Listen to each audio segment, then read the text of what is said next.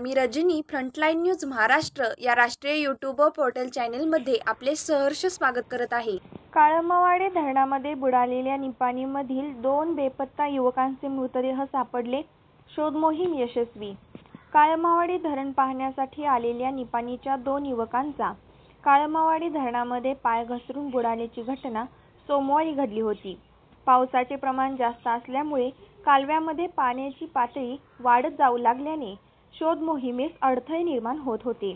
त्यामुळे शोध मोहीम आज मंगळवारी पुन्हा सकाळपासून सुरू करण्यात आली होती।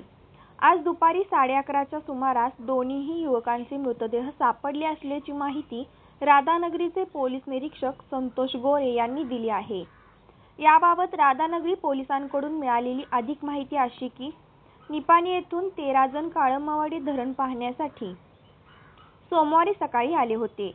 त्यावेळी त्यामधील गणेश चंद्रकांत कदम वर्ष 18 व गाडीचा ड्रायव्हर प्रतीक पाटील वर्ष 22 दोघे जण धरणाच्या कालव्यामध्ये असणाऱ्या पाण्यामध्ये गेले असताना त्या दोघांचा पाय घसरल्याने ते कालव्याच्या पाण्यामध्ये पडून बुडाले। त्या दोघांचा शोध घेण्यासाठी रेस्क्यू टीम मागवण्यात आली होती। काल काळमावाडी धरण परिसरात पावसाचा जोर वाढत असल्यामुळे कालव्यामधील पाण्यात वाढ होत असल्याने रेस्क्यू टीमला 2 युवकांचा शोध घेण्यासाठी अडथळा निर्माण होत होता। आज मंगळवारी सकाळी पुन्हा शोध मोहीम सुरू करण्यात आली असता रेस्क्यू टीमला प्रतीक पाटील याचा मृतदेह पहिल्यांदा सापडला।